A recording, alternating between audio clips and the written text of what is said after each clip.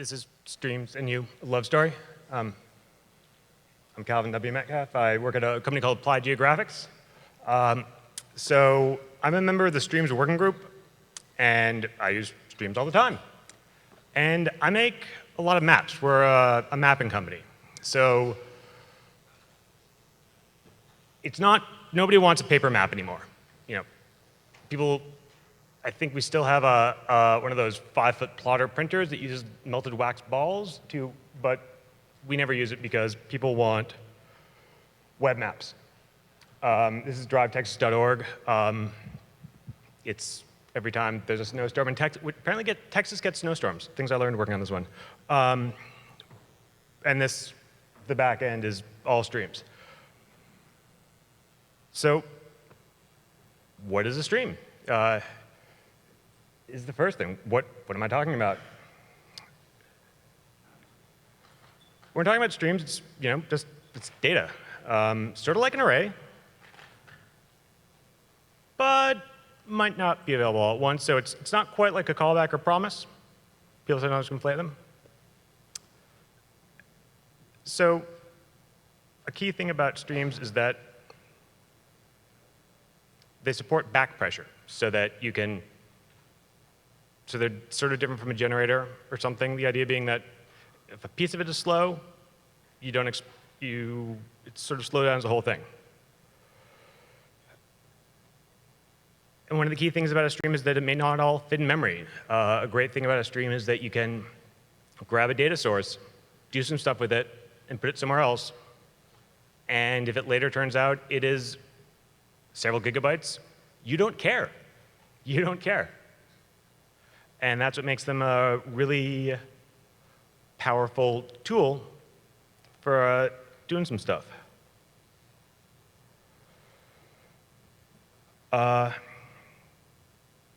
So how do you use a stream? They're all over the API.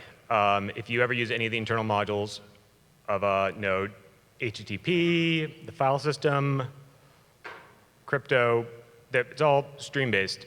And I know, for me at least, when I started out in Node, I'd look at that and be like, I was a bit intimidated at first from doing that, using those.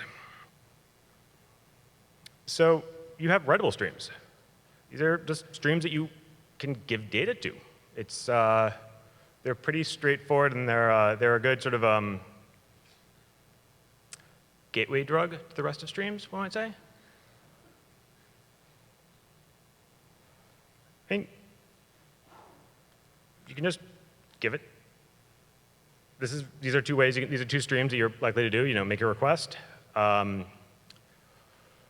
or writing to a file, and they just have a .write method that you can just add some data.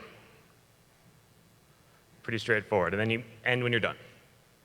That's all it takes to write to a file stream or an HTTP stream. It's pretty easy. And you can give it a buffer or a string. Any stream you get from the Node core is only going to take buffers or strings. There are ones that you can get at NPM that you can pass objects to, but the internal ones, very consistent. You give it a buffer, you give it a string. If you try to give it an object, you made a mistake somewhere. Yeah, and you can specify coding if you want to give it a hex. And they all default to UTF-8 unless you're in the crypto library, which is special. And you can give it a callback so that if you want to write some stuff, they'll give you a little callback. You can give it a callback to say when you're done. So it's like a regular old Node thing. And there's a finish event. That'll come in later.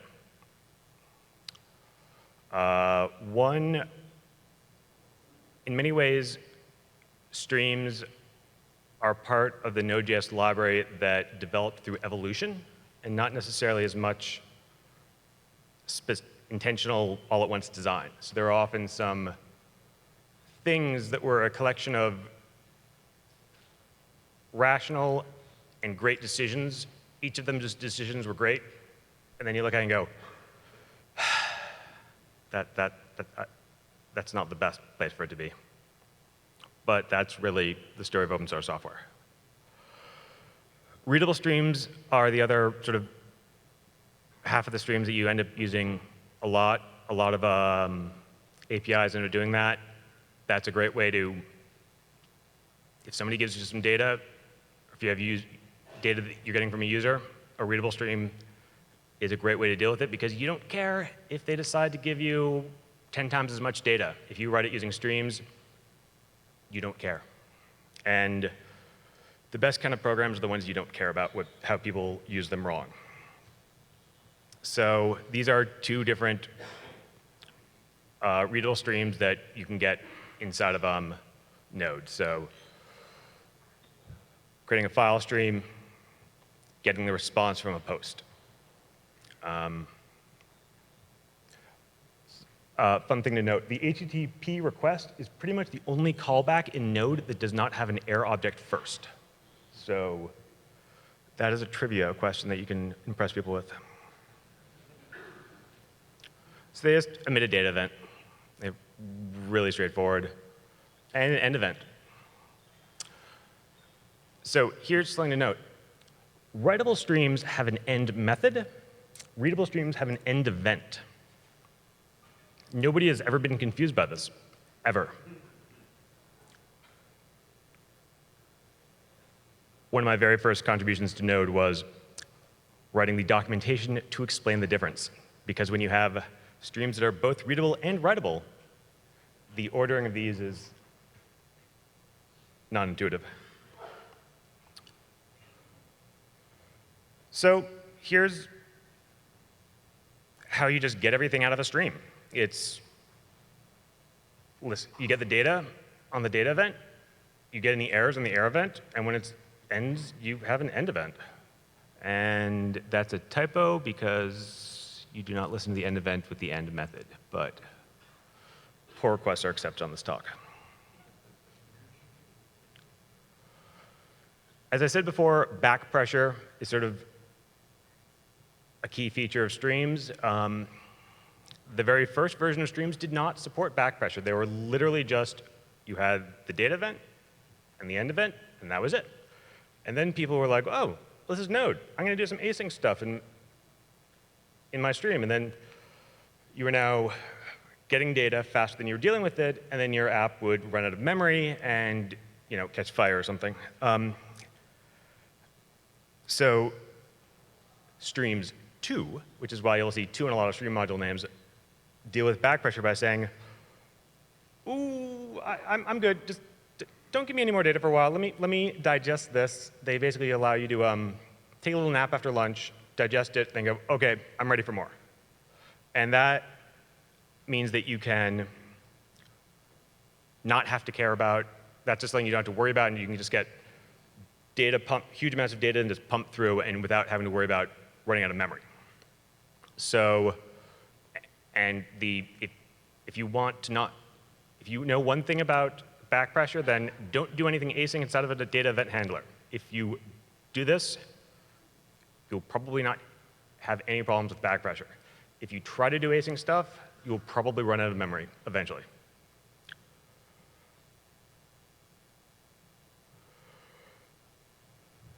And as I was saying, piping allows you to do async stuff because it handles all the back pressure for you, and it deals with pausing various parts of the stream, and just you don't have to care about it, and that's the key part of it.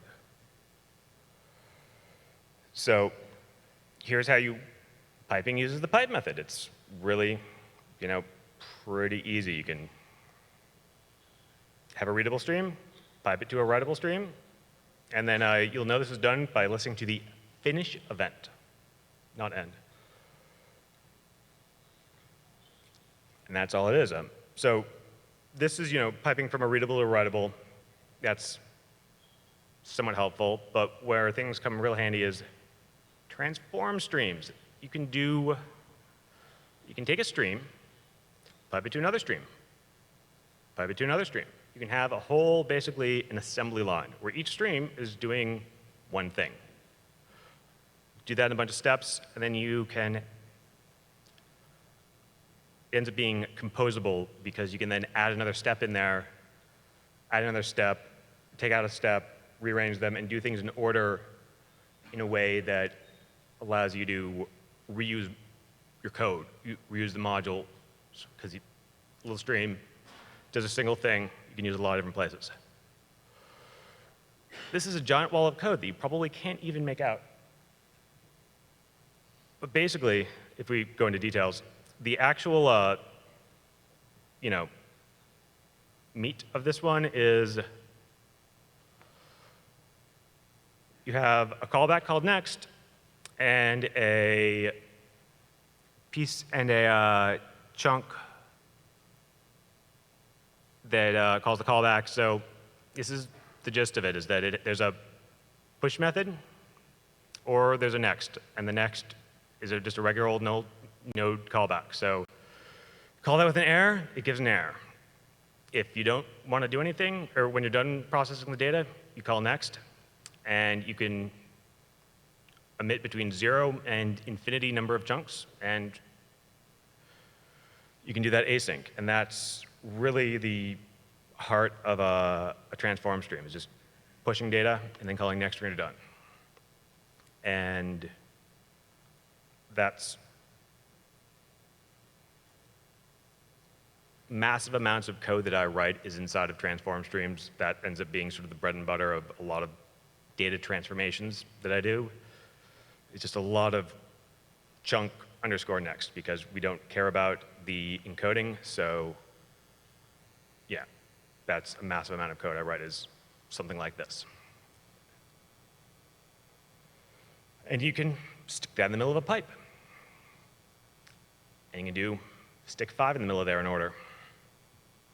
So a pretty simple real-life example of a stream would be a JSON stream. So say we're putting into object mode because we're not actually getting binary data. We're doing a transform where if it's the first time, we write a bracket. Otherwise, we write a comma. Then we push the data. And then when we're done, we push the closing bracket. That's how you write a bunch of objects as a JSON. In reality, you're going to do npm install JSON stream. It'll do that for you. Or JSON stream 2, which is the version that's in streams 2. Or there's actually a JSON stream 3, which is using the Node.js stream. They're all identical, pretty much, in reality. Request bodies are writable streams. So if you are getting data from some sort of other server and you need to give it to a client, and it might be a huge amount of data, streams. They do it for you. So here are some real-life pipelines that in apps that I've written in the last month use. Read file names from Google Cloud Storage.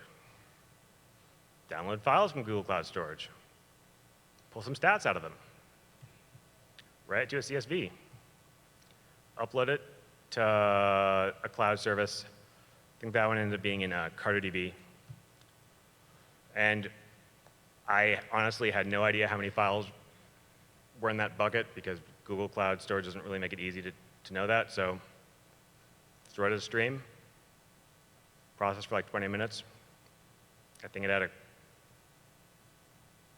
100. I have no idea how much data actually went through. It just worked and didn't run out of memory. Same thing. This is how that Drive Texas site works. Esri is a big enterprise geospatial data company. They are the Microsoft of geographic information systems. So they, of course, have all their own proprietary and special Snowflake APIs and stuff. So download some data from an Esri server. Convert it to a sane format that other people besides the Esri stuff use. Add some extra info like the date or what order should it be shown on the map. If it's a line, let's also make a point version of it, because people don't want to see lines when you're zoomed out. And upload it to a cloud service. This one is a cloud service called MapLarge. We ended up doing. The uploader is actually piping it to curl on the command line. And that's It runs via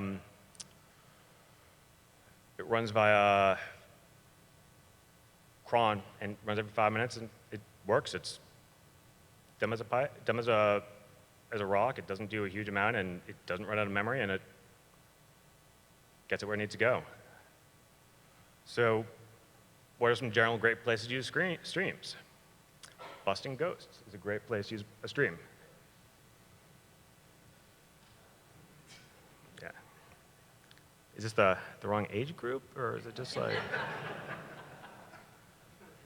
It's the Proton stream. Come on, guys. They have been actually filming the new Ghostbusters in Boston, so that might be why it's on my mind.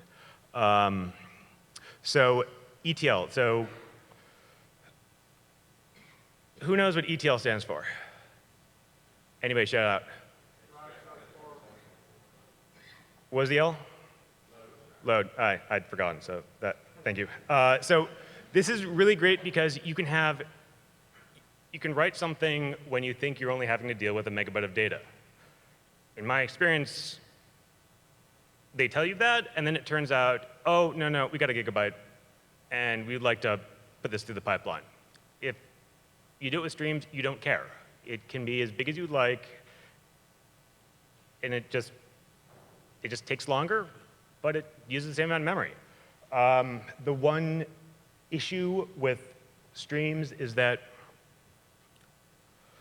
the format has to be a format that you can read from beginning to end. And most formats are like a book that you can, start at the beginning and read. Some are not.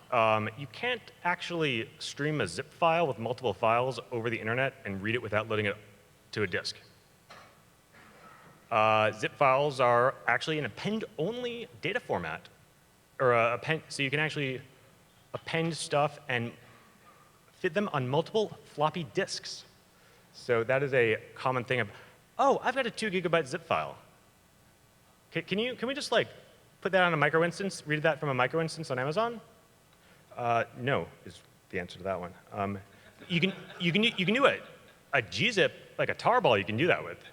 But nobody actually uses tarballs that's, a consumer of your program in the world. The other developers will be like, oh, I got a tarball. The people are like, what? User uploads. That's another one.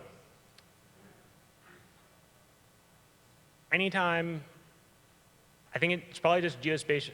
I don't know if it's a geospatial thing, but people are always like, oh, I want to upload data.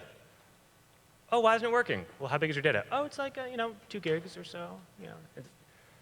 It's all, all the parcels for, a large town.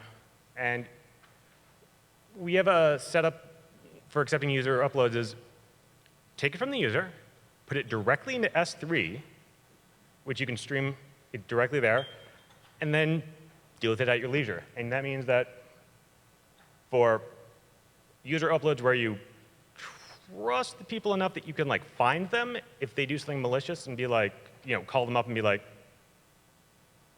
why are you doing that? You can have pretty few limits on that kind of stuff. If the main thing you're worrying about is incompetent users as opposed to malicious users, then you can use streams and S3 or other storage things to just not worry about file size limits. It's pretty handy. And then any task, we only need a bit of something at a time. So processing a CSV, transforming into a different format. That's pretty trivial to do with a stream. And it's pretty easy, trivial to scale up. And yeah, that's it. That's me on Twitter. That's me on GitHub, NPM. And if you go to the repo for this talk, there's a bunch of detailed code examples that I took out of here. So if you would like to know how to actually make a stream and subclass a stream and deal with edge cases, you can look there. And yeah.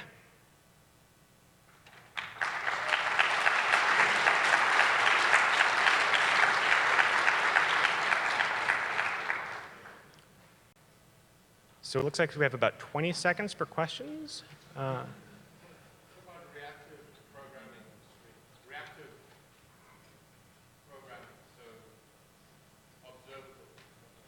So observables are actually, they are a stream one. They're a stream that doesn't deal with back pressure.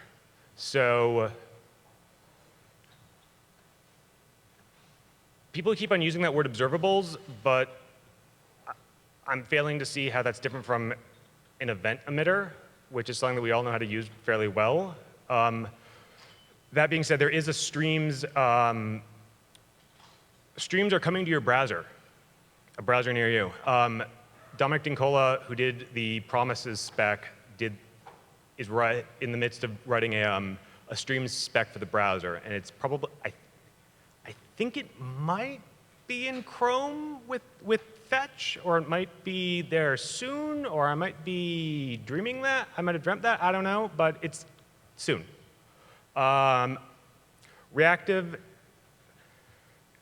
it's stream-like. It's somewhat different from the streams with back pressure because it's less pipelining and it's more just sort of dealing with events. And there's a bit of a nomenclature fun where people are using the same words to talk about somewhat different things that they're doing. What are some of the known problems when working with streams or some Just or maybe some experiences that you've had?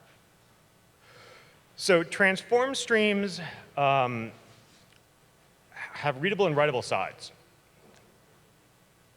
If you aren't actually reading from a transform stream, you still have to wait for the readable.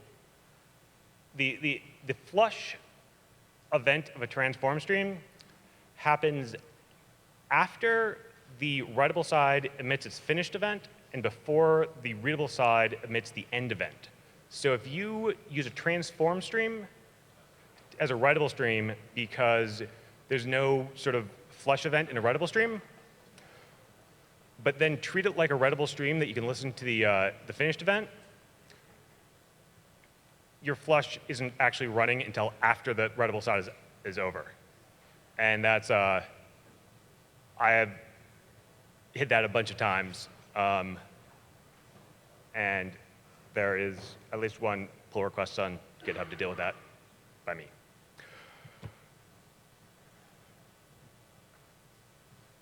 Anybody? Yes? What are some libraries for streams besides the core library? I'm glad you asked. Go to the repo for the presentation, which you can find a link on the screen that you can't press. And that actually has some lists of things you can use to help deal with that.